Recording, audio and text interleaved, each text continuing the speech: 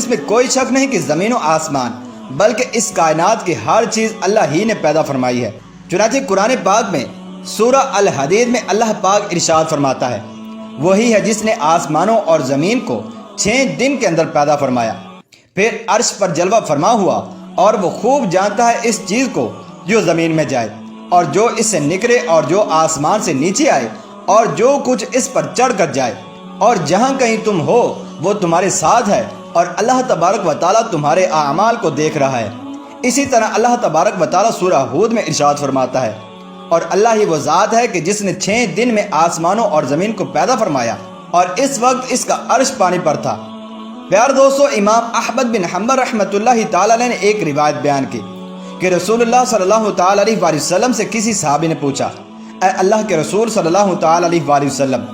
آسمانوں اور زمین کو پیدا کرنے سے پہلے ہمارا پروردگار کہاں پر تھا؟ تو آپ صلی اللہ تعالیٰ علیہ وآلہ وسلم نے ارشاد فرمایا کہ وہ اما میں تھا، یعنی اللہ تبارک و تعالیٰ کے علاوہ اس وقت کچھ بھی موجود نہ تھا۔ چنانچہ نہ اس کے اوپر ہوا تھی اور نہ ہی اس کے نیچے ہوا تھی، مطلب یہ ہے کہ کچھ نہ تھا۔ چنانچہ پھر اللہ تبارک و تعالیٰ نے پانی پر اپنا عرش پیدا کیا، گویا یہ تھی مخلوق کی ابتدا۔ چنانچہ امام احمد بن حنبل، امام ترمذی اور امام داؤد اور بے شمار محدثین نے اس روایت کو بیان کیا کہ رسول اللہ صلی اللہ تعالیٰ علیہ وآلہ وسلم نے ارشاد فرمایا، بلا شبہ اللہ نے سب سے پہلے قلم کو پیدا کیا، پھر اللہ نے اس کو حکم دیا، چنانچہ وہ قلم اسی وقت چل پڑا اور قیامت تک ہونے والی ہر چیز لکھ دی۔ یہ تھا اللہ کا علم کہ جس کو قلم نے اس کے حکم کے مطابق لوح محفوظ پر لکھا۔ دوستو، یہاں آپ کو بخاری شریف کی حدیث مبارکہ بیان کرتے ہیں کہ ایک دفعہ یمن سے ایک وقت حضور اکرم صلی اللہ تعالیٰ علیہ وآلہ وسلم کی خدمت اقدس کے اندر حاضر ہوا، اور وہ عرض کرنے لگے، اے اللہ کے رسول، ہم آپ کے پاس دین کو سمجھنے کے لیے حاضر ہوئے ہیں، اور ہمارا سوال یہ ہے کہ اللہ نے سب سے پہلے کس چیز کو پیدا کیا؟ تو آپ صلی اللہ تعالیٰ علیہ وآلہ وسلم نے ارشاد فرمایا کہ اللہ تھا، اس سے پہلے کوئی چیز نہ تھی، اور اس کا عرش پانی پر تھا، پھر اس نے لوح محفوظ پر ہر چیز کو لکھ دیا اور آسمان اور زمین کو پیدا کیا۔ یعنی ابتدا میں پانی پر عرش کی تخلیق ہوئی، پھر قلم کی پیدائش ہوئی، اور اس نے سب کچھ لکھ دیا۔ ناظرین محترم، علماء کرام کا بیان ہے کہ قلم کے فوراً بعد لوح محفوظ کو پیدا کیا گیا، چنانچہ قلم نے لوح محفوظ میں ہر چیز لکھ دی۔ اس کے بعد کائنات کی باقی مخلوقات، آسمان و زمین کی پیدائش وجود میں آئی۔ ناظرین محترم، اب یہ سوال پیدا ہوتا ہے کہ اللہ نے جو چیزیں سب سے پہلے پیدا کی ان کی ترتیب کیا تھی؟ مطلب سب سے پہلے کس چیز کو پیدا کیا اور بعد میں کس چیز کو پیدا کیا؟ تو اس بارے میں مسلم شریف میں حضرت ابو ہریرہ رضی اللہ تعالی عنہ سے روایت ہے کہ نبی اکرم صلی اللہ تعالی علیہ وآلہ وسلم نے میرا ہاتھ پکڑا اور فرمایا، اللہ نے ہفتے کے دن مٹی کو پیدا کیا، اور اتوار کے دن زمین اور پہاڑوں کو،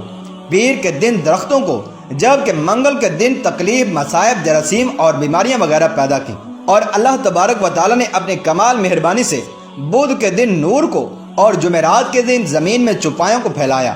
اور تمام مخلوقات میں جمعہ کے دن کی آخری گھڑیوں میں یعنی عصر سے رات کے قیام کے درمیان اللہ تبارک و تعالی نے حضرت آدم علیہ السلام کو پیدا کیا۔ پیار دوستو، مطلب یہ کہ ابتدائی آفرینش میں جن مخلوقات کی تخلیق ہوئی ان میں آخری مخلوق انسان تھا۔ اس حدیث میں مختلف حالات کو نہایت وضاحت کے ساتھ بیان کیا گیا ہے۔ اس سے بخوبی پتہ چل گیا کہ ابتدائی مخلوقات کی تخلیق کیا تھی، اور ان میں سے سب سے آخری نمبر حضرت آدم علیہ السلام کا تھا، جبکہ آدم علیہ السلام نسل انسانی میں سب سے پہلے اور تمام انسانوں کے باپ ہیں، اور انسان سے پہلے فرشتے اور جن پیدا ہو چکے تھے۔ صاحب عقل مخلوقات میں سب سے پہلا نمبر فرشتوں کا ہے،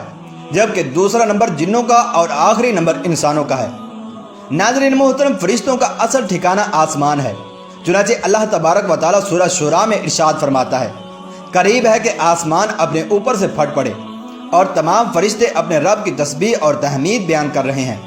اور زمین والوں کے لیے استغفار کر رہے ہیں۔ خبردار، اللہ تبارک و تعالیٰ معاف کرنے والا اور رحمت کرنے والا ہے۔ جبکہ مسلم شریف میں سیدہ عائشہ صدیقہ رضی اللہ تعالی عنہ سے روایت ہے کہ نبی اکرم صلی اللہ تعالی علیہ وآلہ وسلم نے ارشاد فرمایا، فرشتوں کو نور سے اور جنوں کو آگ سے پیدا کیا گیا، اور آدم کو اس چیز سے پیدا کیا گیا جو تمہارے لیے بیان کر دی گئی، یعنی مٹی سے پیدا فرمایا گیا۔ فرشتوں کی تخلیق کے بعد جنوں کو پیدا کیا گیا، چنانچہ اس سے پتہ چلا کہ جنوں کو بھی انسانوں سے پہلے پیدا کیا گیا تھا، جیسا کہ اللہ تعالیٰ سورہ حجر میں ارشاد فرماتا ہے، اور اس سے پہلے جنات کو ہم نے لو والی آگ سے پیدا کیا۔ جنات کے بارے میں بہت زیادہ آیات اور احادیث موجود ہیں۔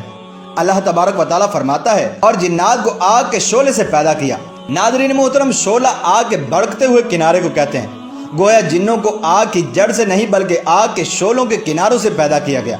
قرآن مجید میں اللہ تبارک و تعالیٰ نے ابلیس شیطان کا قول نقل کیا کہ تو نے مجھے آگ سے پیدا کیا۔ ناظرین محترم، اس طرح ہم پہلے بھی بیان کر چکے ہیں کہ اللہ نے فرمایا کہ اس سے پہلے جنات کو ہم نے لو والی آگ سے پیدا کیا، جو کہ جنات کی اصل اور بنیاد ہے۔ ابلیس ملعون بھی جنات میں سے ہے، اور اس مسئلے میں کسی کو تردد اور شبہ نہیں ہونا چاہیے۔ اسی لیے قرآن مجید میں ہے کہ ابلیس جنوں میں سے تھا،